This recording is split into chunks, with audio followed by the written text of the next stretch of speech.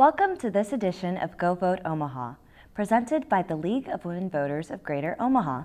I'm Candide Santiago, Director of Operations with the League of Women Voters of Greater Omaha, and I will be our facilitator for tonight's conversation.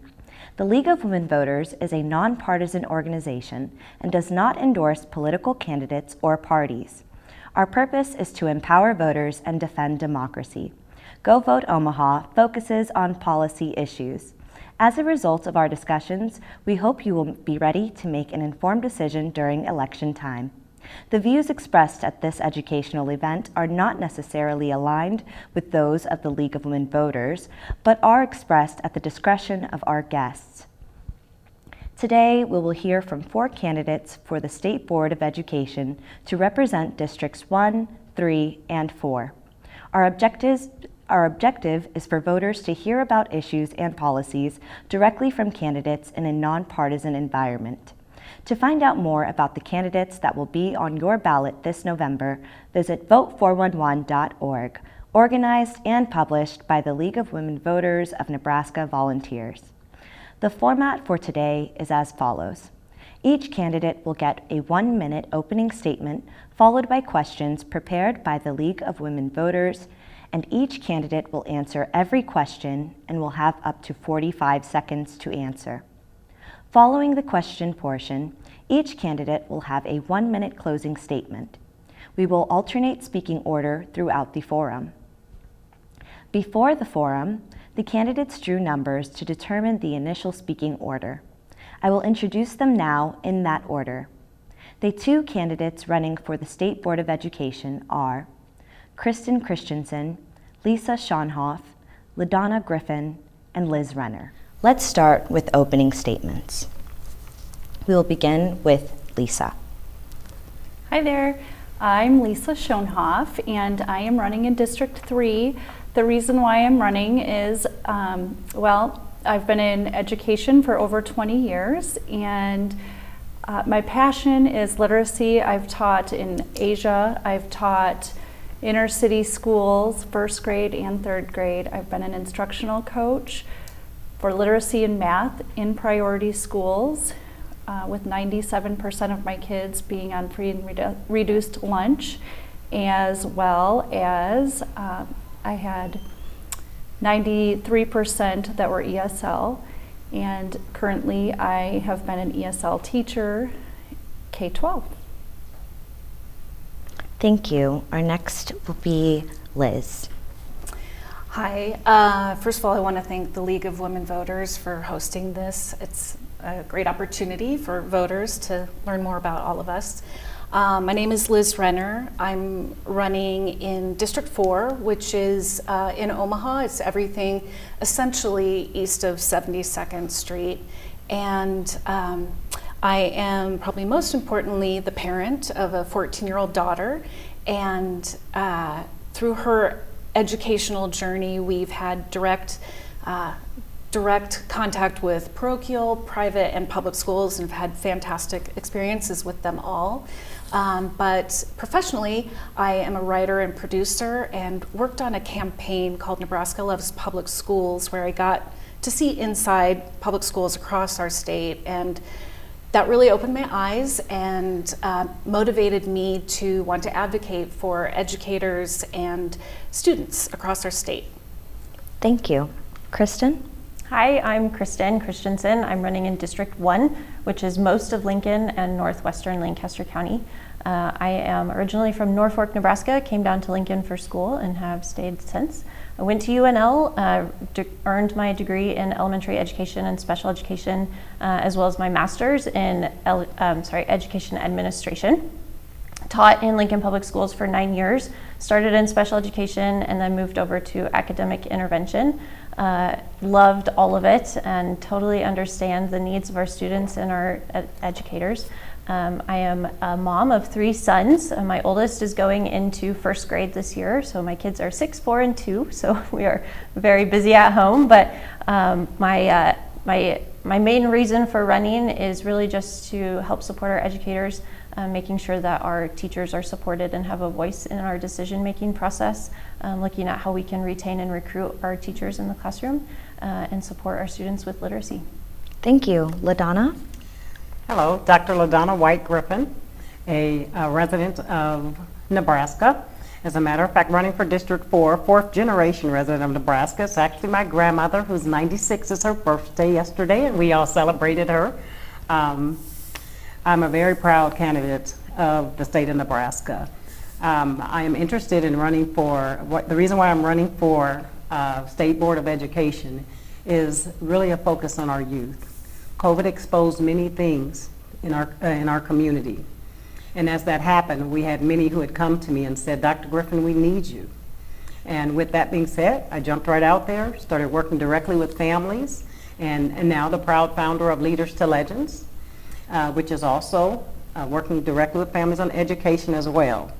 And so, again, I have a daughter who's a candidate, a graduate of Omaha Public Schools, and today is a medical doctor.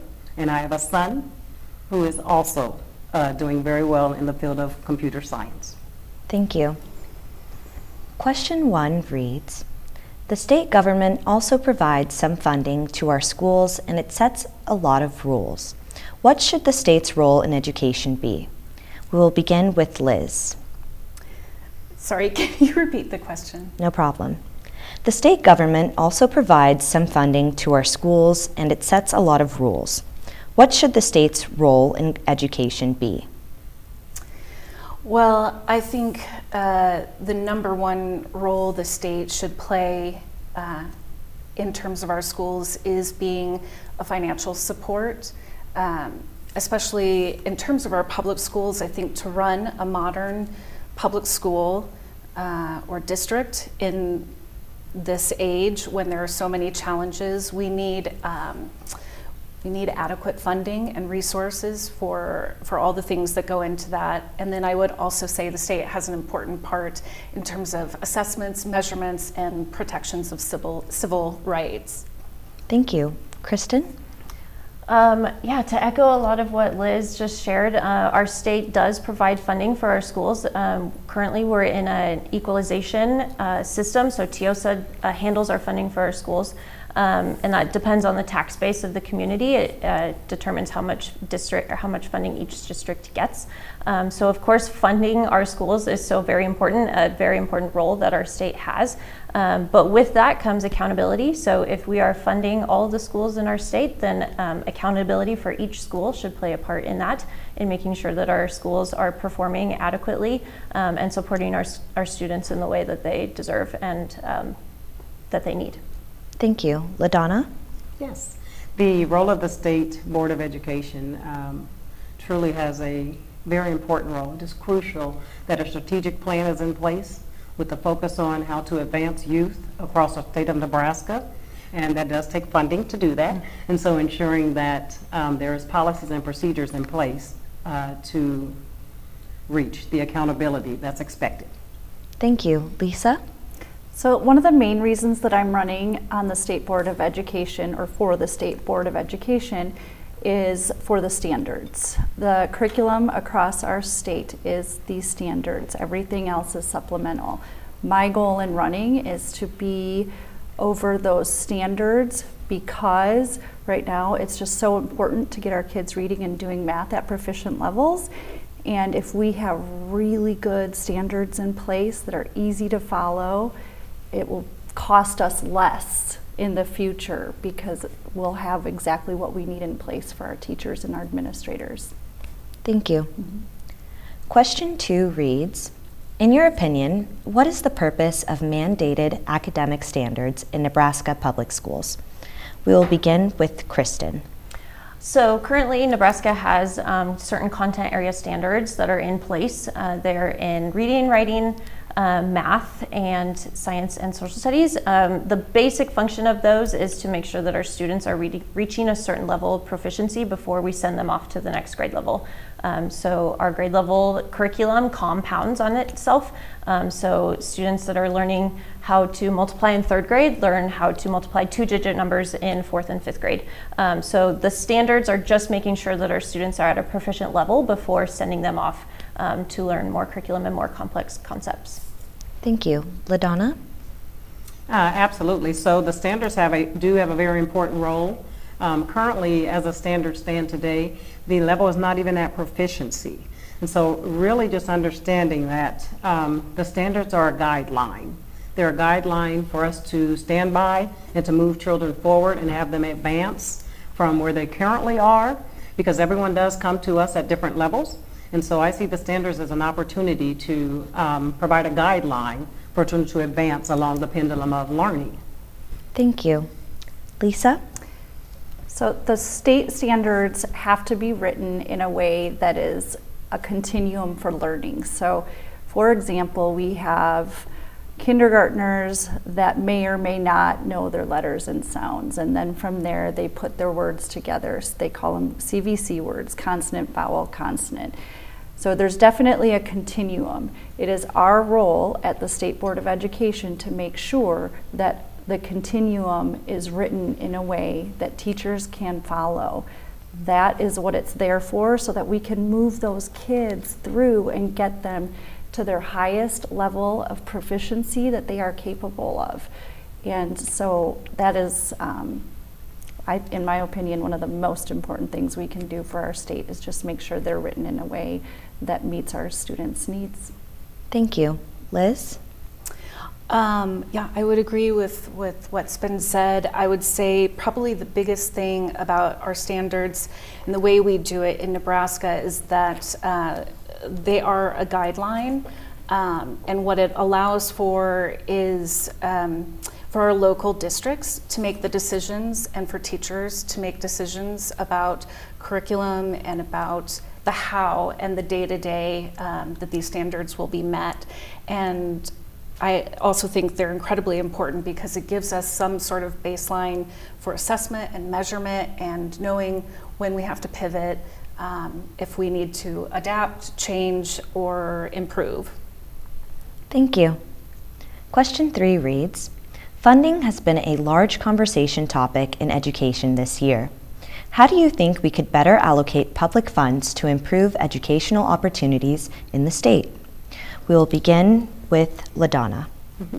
Absolutely. So keeping the focus on youth advancement and making sure that we continuously look at the child and keeping the child at the center of education as we look at allocation of funds and making sure we really focus on how does this impact, what's the return on the investment? How does this impact our youth and how are they showing that they're growing? And I really want to focus on raising the bar as far as academics, not decreasing the standard, increasing the standard. Because at the level I'm working with youth today, I am seeing the leaders that we have and the opportunities that we have to continue to grow the entire state of Nebraska through education. Thank you. Lisa? Yes, out knocking on doors, this is definitely something I have been thinking a lot about because we have a lot of people in our state that are feeling the burden of our property taxes.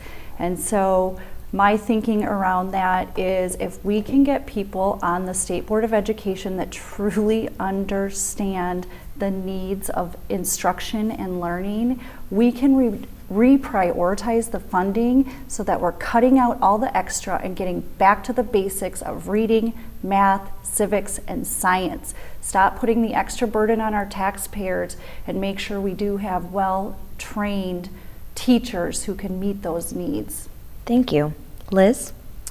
Well, first of all, I want to say the State Board of Education, as I understand it, isn't in the business of making the budgets or allocating our funding. Mm-hmm. That said, we do have conversations with legislators and our constituents, and it is a big issue. To me, the most important thing is that we continue to keep public dollars in public schools and fund them to do what we expect of them. I think a lot of what we could be doing is funding towards outcomes. If we need students at a certain reading level across the state, then we need to fund for the resources, the personnel, and other tools that we need to hit that level. Thank you. Kristin? Yeah, I would echo a lot of what Liz said. Currently, the state board doesn't have taxing authority, so we cannot control how much money is sent to or taken from our tax base. But we are able to work with our school districts to make sure that their budgets are, that their funds are allocated judiciously, that they're appropriating their own funds in their own accounts to the correct resources that they need to see their own districts improve. So as a state board, we can make sure that our districts are allocating their own funds appropriately and seeing the outcomes that they need. But we really just don't have a lot of control over how much each district has to allocate. Thank you. Question 4 reads, how can we attract young people to become teachers in Nebraska, and how do we retain the teachers we already have? We will begin with Lisa. So that is another really important issue that we are facing right now, is our teacher shortage. As a teacher, I can tell you, I talk to teachers all the time. I have a lot of friends that are teachers, and I have 4 kids that have teachers in public schools. And one thing that they will tell you again and again, the reason that they're leaving is because for 2 main reasons. 1 is behaviors, and 2 is we keep putting more on teachers' plates and taking nothing off of their plates. And so one of the biggest, most important things in education is to have people on this board that truly know what is needed in our classrooms, so we can stop putting more on teachers' plates without ever taking anything off, stop buying in to all the latest and greatest fads, and get back to the basics. We can also reprioritize our behavior and write some new policies about behavior as well. Thank you. Liz? I think this is obviously, the teacher shortage is an enormous issue nationally as well as in Nebraska. And to me, it comes down to pretty fundamental things, but they're not always easy to do. One, I believe, compensating teachers as professionals who have degrees and have done master's work often and have put a lot of investment into their profession. I think it goes a long way to compensate people appropriately. I also think there is a lot of work we can do in the culture, in the working environment, in districts and school buildings, and ensuring that our educators feel supported within the community and within the building. Thank you. Kristin? Yeah, you know, as a teacher, our district has felt the teacher shortage crisis. I know that our state has felt the teacher shortage crisis. It's really one of my main focuses of running for State Board of Ed, so that I can help mitigate this crisis that we're facing. But one thing that we really need to do is making sure that we're making the profession attractive to young teachers especially. We're not recruiting the numbers that we had into our teacher training programs, and so we're losing teachers out of the profession, and we're not recruiting enough to come into it. So we really need to be looking at how we're making it attractive to our young population and people that are looking for a career change. And things that we can do for that is limiting class sizes, making sure that our teachers are not overwhelmed in the classroom with the number of students that they have, and looking at creative things like mentoring programs with our teachers. Thank you. LeDonna? Yes, being an educator of 30 years in the public schools here in the state of Nebraska definitely is a concern. I definitely agree with you. I will say, in speaking with the educators that I know today that are serving in the public schools, they definitely have communicated the raise this year. Very appreciated, very appreciated. But I will say it's going to take out of the box thinking. I am getting some educators ready right now, as young as 7th, 8th, 9th, 10th grade. I have interns that I'm working with right now. There are 5 of them. Of the 5, 3 are certain that they want to be teachers. They're having that opportunity to practice every day this summer as they're working directly with children in the community and finding a joy and a love in seeing the growth in the children that are in front of them. And so it's definitely going to take some out-of-the-box thinking so that we can fix this crisis in education when it comes to teacher shortage. Thank you.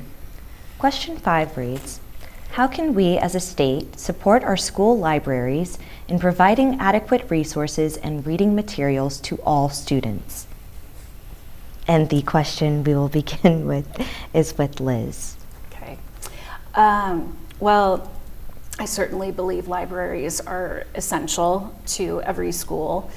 And I believe that we need to resource them appropriately, and also make sure we have credentialed, certified, high quality librarians in every school across Nebraska.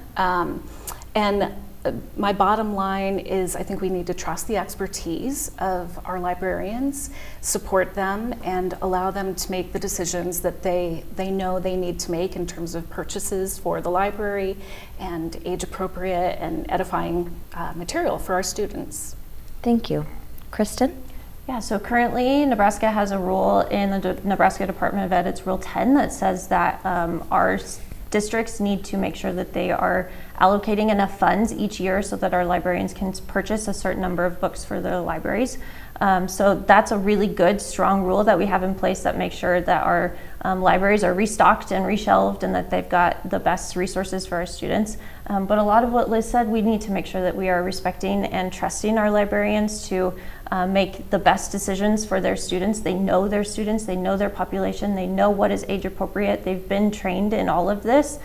So knowing that they are the experts and they are making informed decisions when stocking their libraries is something that we as a board and as a community can do. Thank you. LeDonna? Mm-hmm. Our greatest resource in the library is that teacher. And so making sure we support the librarians as far as providing the resources and making sure they're engaging spaces, that the library continues to be a space where children are read to, where children are able to engage with books in fun and loving ways, where the joy of reading it becomes alive and continues to. Again, when the children are at the center of the curriculum, then these things will continue to grow as far as seeing our children grow and be where they're supposed to be as competent readers, using phonics as much as we can in those spaces, making sure that we have opportunities for, again, children to engage with books. And again, the greatest resource which we have to provide the support to is those librarians that are in the libraries. Thank you. We will now go to Lisa. Thank you. So I have obviously a huge love for literacy, and one of the things that I have discussed with several librarians is the fact that they are also constantly given more, and they have more on their plate all the time. And when you talk to kids too, library has kind of gotten away from just having time to read. And so I know that we need to get back to prioritizing libraries as a place for reading, and maybe not quite so much technology and not quite so much, again, that is definitely, like you're saying, too, is the librarian should have some autonomy, of course, but let's not put so much on their plates. We don't have to keep adding more. Thank you. Yeah. We will now move on to our closing statements, and we will begin with Kristin. I just want to thank you again for this opportunity. It was so great to be able to share my perspective on some of these really important issues. I just wanted to remind voters that I am a trained educator. I went to school to be a teacher. I taught in LPS for 9 years. I know what our teachers are facing. I know why our teachers are leaving. I know what our students are going through. And I am really just hoping to give educators a voice in that decision-making process.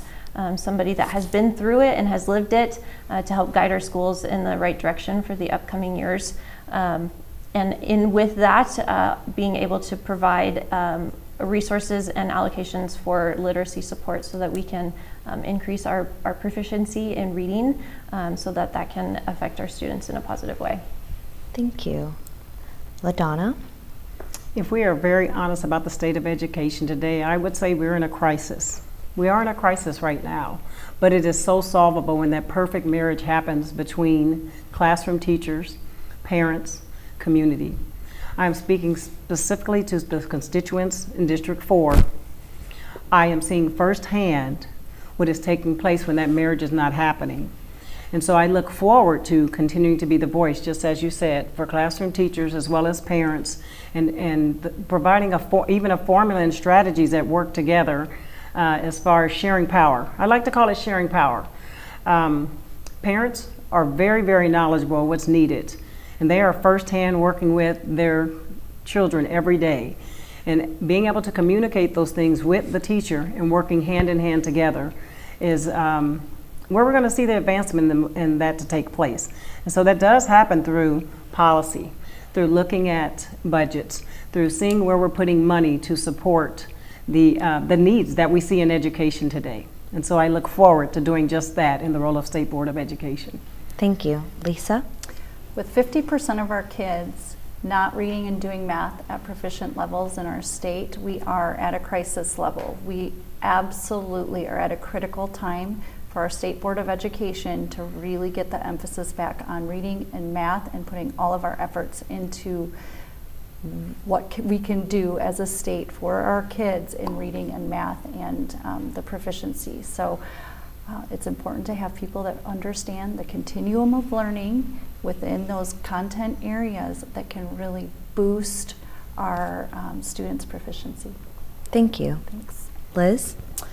Well, thank you again for having all of us here tonight. And I just want to remind everyone, my name is Liz Renner. I'm running in District 4.